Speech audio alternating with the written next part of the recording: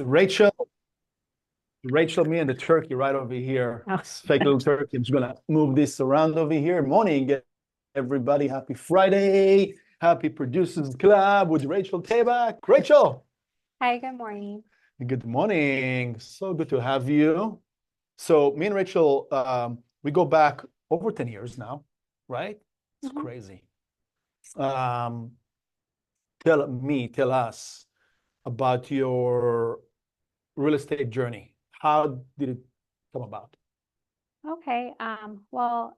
Ever since I was little, I've always loved sales. I sold the most Girl Scout cookies when I was little. I sold the most magazines at A.E. Wright Middle School. And then my parents had a business where they sold AC Delco automotive parts. Hmm.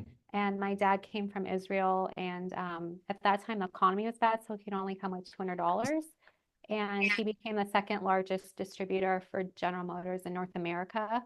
And he had 18 warehouses. He owned all the commercial real estate. So I just, learned about sales from my parents. And then I worked in the clothing industry for Sue Wong. I managed her West Coast for 7 years until she retired. And after my Mhm. husband and I bought our house in Woodland Hills in 2011, our realtor and family friends said, you should get your license because I know you'll want kids eventually, and it's going to be hard because in the fashion industry, there's 5 seasons, and every 2.5 months you have a new. 5 seasons? Yes, the one I worked For for. only So two. every 2.5 months, I had a new collection, and I had just from Santa Barbara to Redding, I had 60 clients because I would just sell to the small, specialty stores, wedding stores, things like that. So in 2012, I took the test, I got my license. Right. I was working full time, and then I was trying to transition into real estate. So I would try to network before work and after work. And I opened up my first escrow. Tell us about that. Yeah. So in what was it? March. Actually, it was Friday the 13th. I opened up my first escrow and I was 23 and a half weeks pregnant and my water broke. And so I ended up having to abort the fetus because it was only 23 weeks. And I Mhm. closed escrow, but I was on bed rest. And fortunately, I was able to have 2 children after that. Right. But mentally, I just didn't feel like I was, ready to work. So after COVID, once my kids were a little bit older, I have a 7 and 10-year-old now. I decided to go back to work full time. So it's been about 3 years now. Yeah, yeah. And I remember you when we first met, and then you kind of took a little bit of a break, uh, but you were always connected. You were always plugged in and kind of in the shadows for a minute. While I mean, being a full-time mom, it's no joke, right? Um, when you came back, right, full swing. Tell us about that, about that mindset. Like, when did you feel I'm ready? Now it's my time, my time, while we still have two little ones. Yeah. Well, I'm very service oriented, and I always try to, make my clients feel like they're the only one. And I just didn't have the time, like during COVID, because my husband's an attorney and everyone was working from home, and I had a 2-year-old and she was like screaming, and so it's like very challenging, So I just felt like once they were back in school full time, I could focus on work. So what I did was I got on my neighborhood council in Woodland Hills. I served for 2 years. I joined a couple chambers of commerce, and now I serve on the board of directors for the Calabasas and the West Valley Chamber of Commerce, which encompasses Canoga Park, Woodland Hills, West Hills, and Reseda. Hmm. And then I also serve on the board of directors for the foundation, and it's a nonprofit to support the Las Virgenes Unified School District.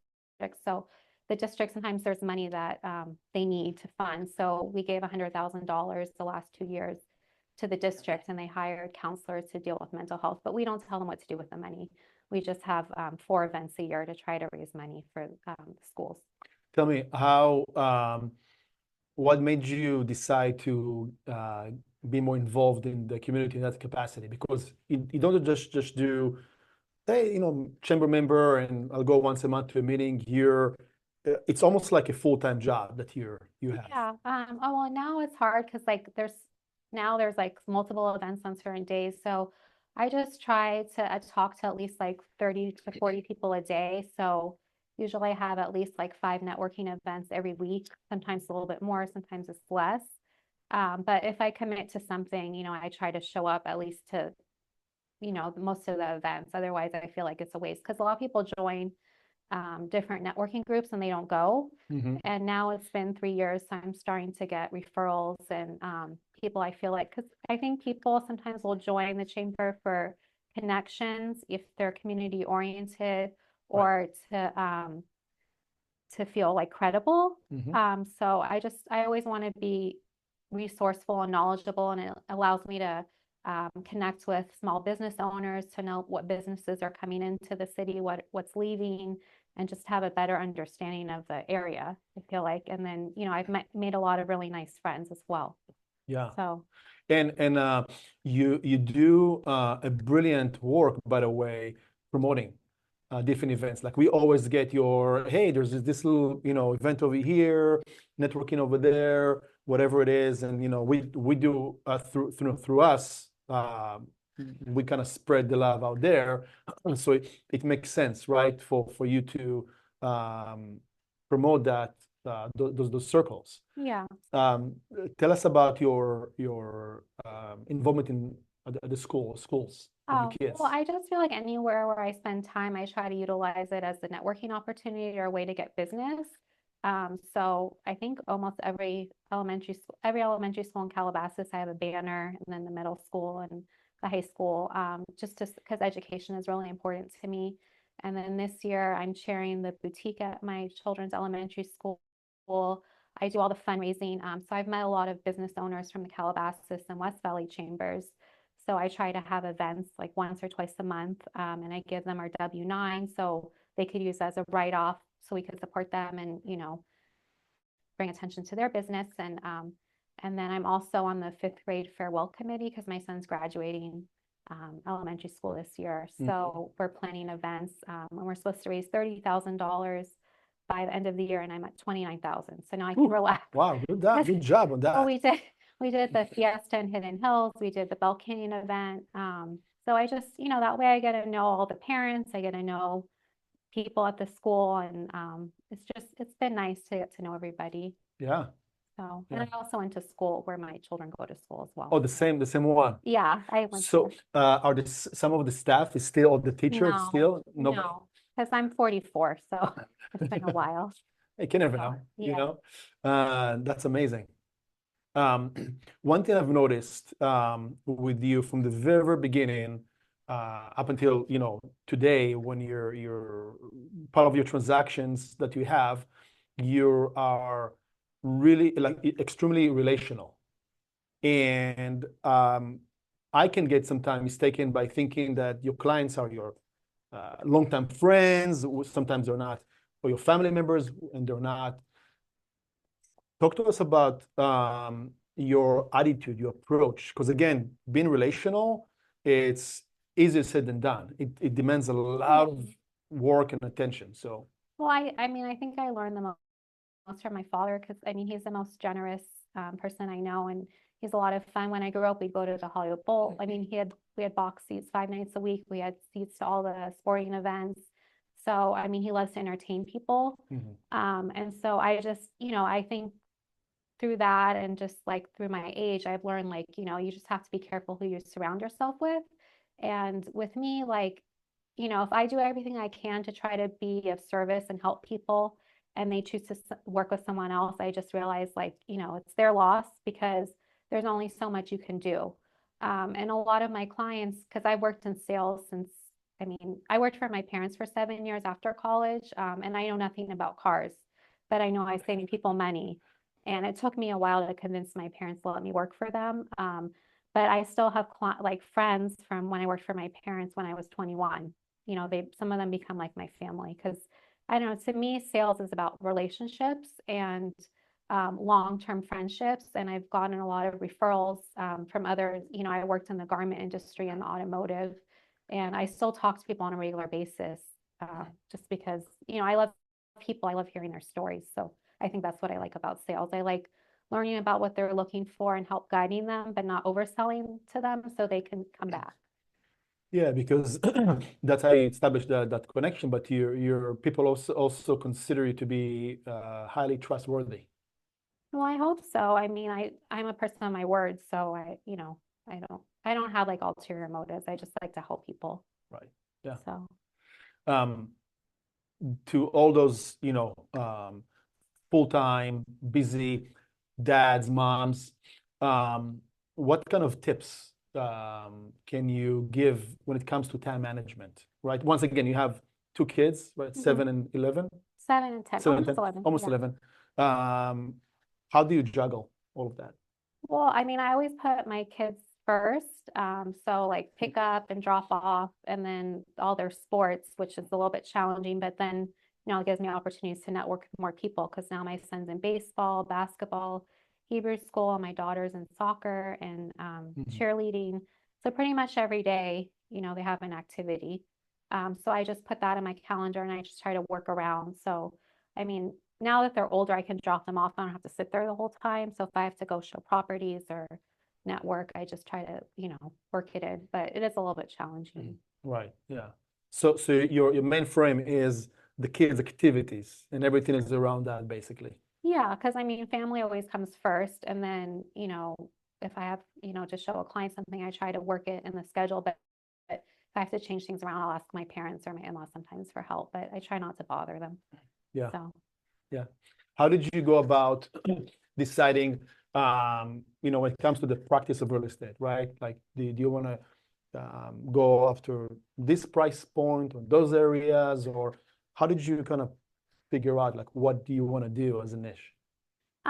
Well, I think it's just a little bit harder because I've only really been working 3 years, but a lot of my friends, they're in like the $2 to $10 million homes. Hmm. So I just think it's taking a little bit of time for them to trust me. Like I know that in that capacity. And I feel like now, I mean, I'm in escrow for a house for 2.75 million.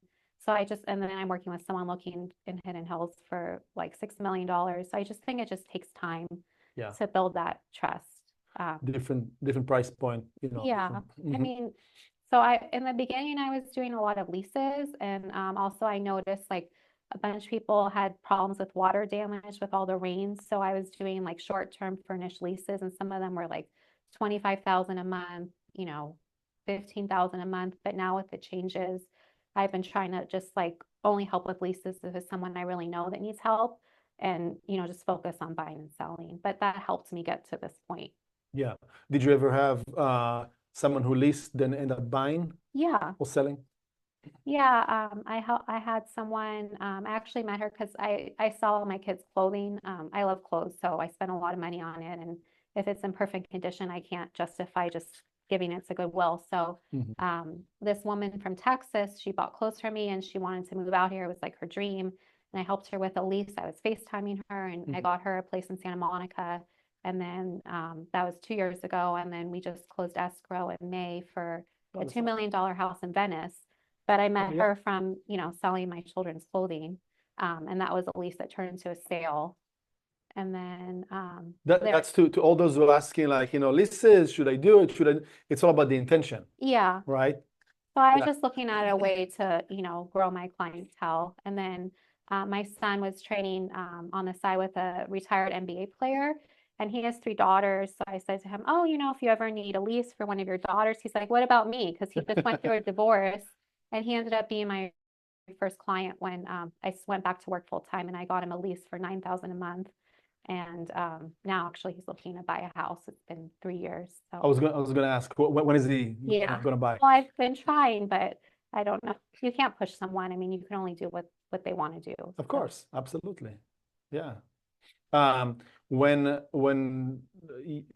you run into a day that things doesn't seem like they're working well and just you want to give up, if there's any such day, um, how do you shift your mindset, or what do you do to focus on stepping outside of that kind of dark area? well, I mean, anytime I feel like you're in a transaction, usually there's something stressful. So I just try to see like, what I can't control and what I can control.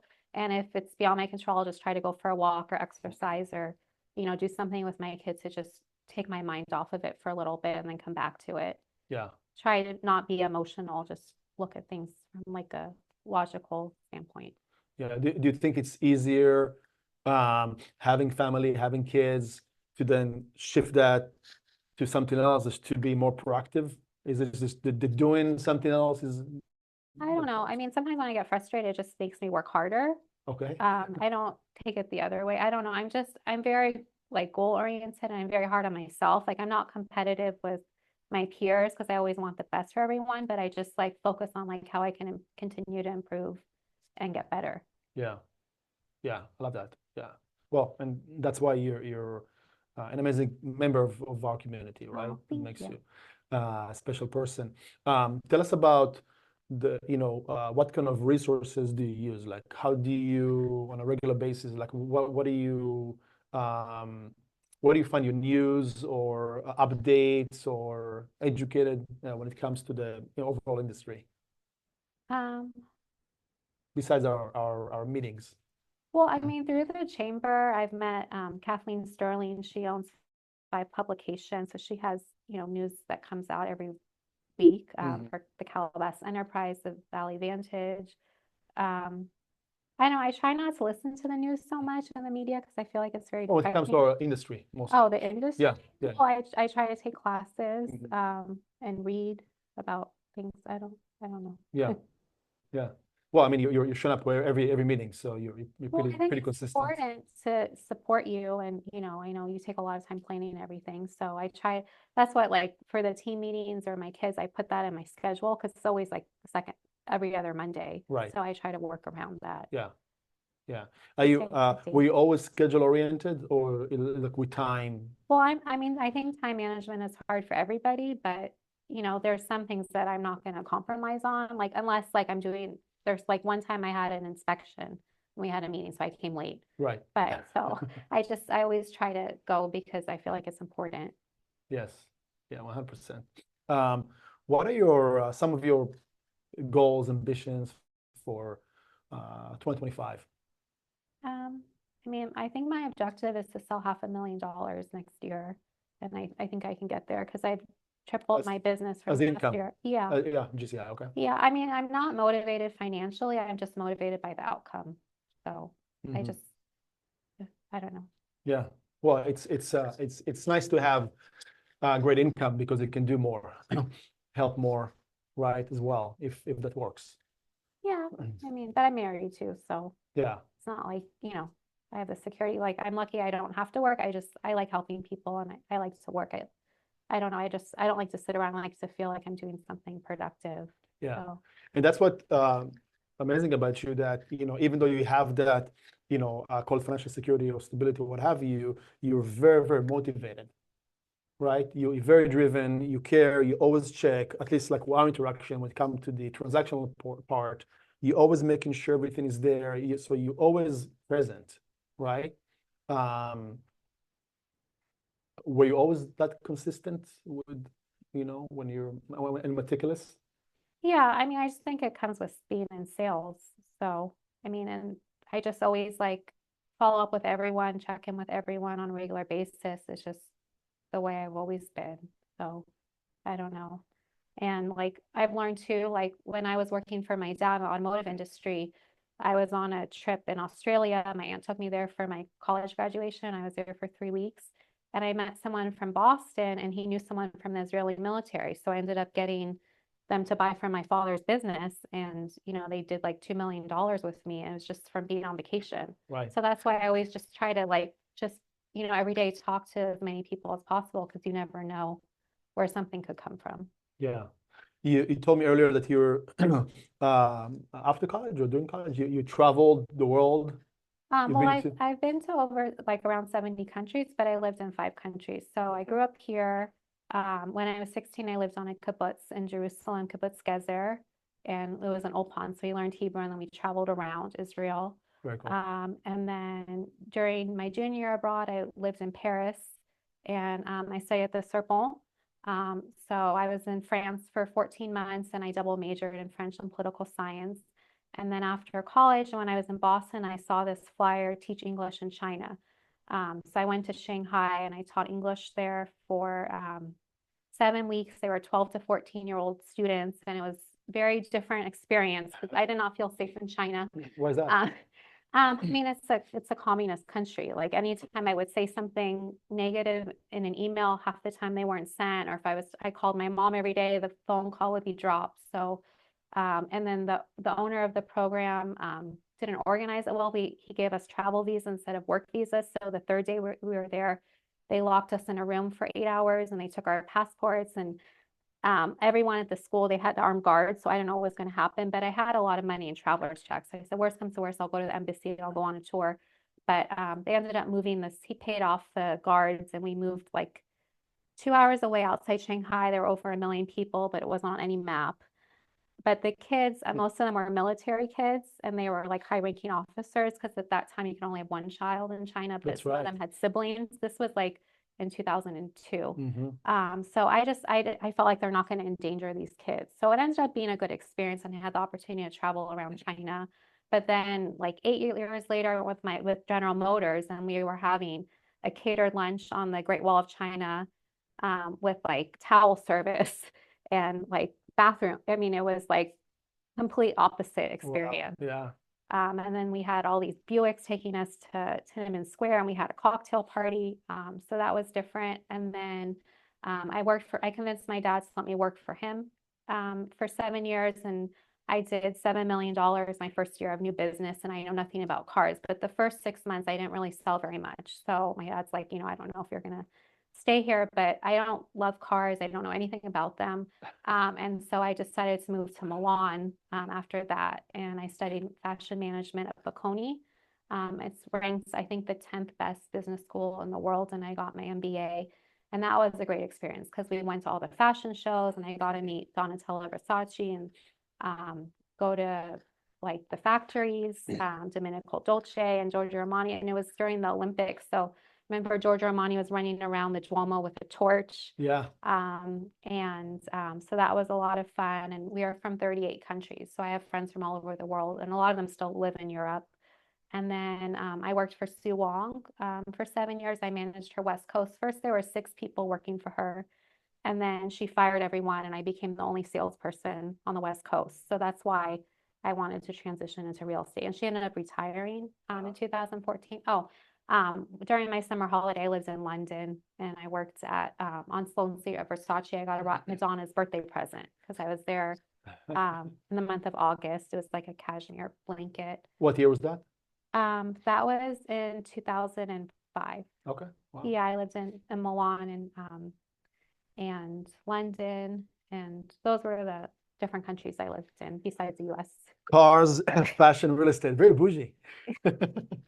Well, I mean, everyone needs to drive, and people like to feel good and look good. But Yeah. I mean, it's I mean, easier. those are great industries Yeah. to be involved and have such. Do you attribute some of the current success you have and who you are as a person, your approach to all that experience?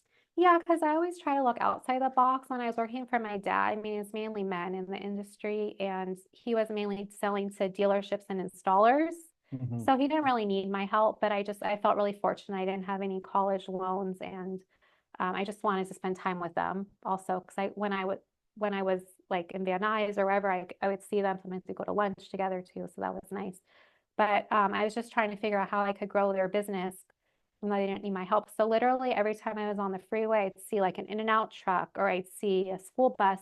And on the driver's side, I noticed it had a city, so I'd write that down, and like sometimes I'd follow them or like try to figure out where their garage was. So I sold to In-N-Out, I sold to Pepsi, I sold to the US military, the airport. I would fill out bids. Mm. And that's how I got $7 million of new business the first year. Because the first couple of months, I was just going to installers or dealers that didn't buy from him. There weren't very many of those. And they would buy like 3,000 or 5,000. I'm like, I didn't go to college for this. Like, this is a waste of my time. Right. But then Miracle Mile, that's not there anymore, Chevrolet on La Brea. I went to him for like 6 months, and then he started buying like 80,000 a month consistently. And Wow. we're still good friends. And we used to take clients on trips too. So there was a time even when he was having like marital problems, and I helped him get back together with his wife. And it's been 20 years, they're happily married still. And So I love that mindset of looking at what is in front of you and question it, right? Like it can be done differently, or I can do better, right? Yeah. So I mean, I was frustrated at first because I'm like, I want to help them, but this isn't the right way. And then when I figured out, oh, you could sign bids, and that's when I started networking too, because I found out there was like organizations for fleets, and um, so I just try to figure out like what I'm interested in, and then just figure out like two or three different groups, and then just stick with them. Because if you do too much, then you don't end up doing anything. Yeah. So. Thank you for sharing. And you see, you can you spoke earlier about it's really important, what kind of people around you. Really, it's not that hard to understand, right? Who's in front of you, because you really ask the questions and you get to know what they did in the past, and it's pretty much going to be a template, right? Of how people behaving or acting today, right? So it says a lot about you in a No. in a good way. Yeah, it was so sweet. The other day, someone asked me to, oh, the Calabasas Style magazine asked me to be in there, under an exceptional realtor. And I had a client I've known probably like 25 years from when I worked for Sue Wong. And she said, I knew you were special when I met you. And she's like, I keep like, anytime I'm in the area, I'll try to see past clients or friends just because, like I'm going to be in San Francisco. So I had 60 accounts between Yeah. Santa Barbara and Redding. So I'm going to try to see a couple of them when I go up north next week for Thanksgiving. So still in And touch yeah, ever since. I'd say I had one client from Suwong. He had corner boutiques in Izatan, the department stores. Okay. And he comes every February and August, and now his son's at UC Irvine. So we go to Camarillo and go shopping for the day. Right. I don't know. It's more fun when you work with people that you enjoy working with. I mean, it's not always like that. You can't always choose how people are going to act, but I don't know. The ones that are special, I stay in touch with. A lot of them were at my wedding. So Yeah. Yeah, it's a lifelong relationship, right? yeah. That you hopefully can also convert into business if and when it's possible. It's more like when versus if. Well, I just think it's about timing. I mean, if you keep in touch with someone long enough, eventually they'll refer someone to you, or, they'll think about you. Yeah. And I think in your case, a few years down the road, not that long, you will start to see enjoy referrals because of that. Again, this very, very intense in a good way, in a positive way, focus you have on each person. So I think it's very impactful on their experience. So it's very easy to, again, like, oh, real estate, it's Rachel, of course, right? Again, you build this like very unique trust with people. Yeah, well, it's just fun, and it's exciting to see, some of these gorgeous homes. So I've just been enjoying myself and having fun, like networking, and I don't know, just hanging out with people. Yeah. So. Yeah, and that's what you do. Again, looking at you from if I had to analyze your business, right? Like you mentioned, it's family and everything around that, and it's your practice of how you treat people during and around the transaction, and you're giving back to the community. All those involvements, all those chambers and organizations and what have you, those businesses and schools, uh, and you're very, very consistent, right? So there's a lot to learn from you. Um, how to run a business, because it's not just about this one transaction or show up to the office regularly. It's No, I always look at the everything. long-term objective and Yeah. just try to figure out, how to get there. Because I mean, when I went back to work, I was trying to set the foundation for success. So that's why I was, going to the chambers and networking and just trying to broaden my sphere of influence. So, it just increases like the people I talk to on a regular basis and get to know them. So I don't know. Because I feel like if you're just more transactional, like maybe you'll get business faster, but it's not going to be sustainable. Like people aren't going to refer you or keep in touch with you if you're just thinking about yourself. Well, you're very loyal to your behavioral style, and I think that's a very smart practice, because then you don't question who you are and what you do and how you do it. You just like, this is who I am, and this is what I do, and you attract people Yeah, I in never the same. change my standards. Like Right. I always treat everybody the Exactly. same. Exactly. That's one thing I can definitely say about you. Um, Well, we're gonna do this again about a year from today. And we're gonna check on you. Okay. No pressure at all, but always a pleasure, and I appreciate you sharing, a little bit more about who Rachel Tabak is with the world. Oh, thank you. And I appreciate you. Very, very proud of you as well. Oh, thank you, Yeah. Meny. Shabbat shalom. Shabbat shalom. Yeah. Thanks, everybody. Thank you, Rachel. Thank You did you. great. Thank you.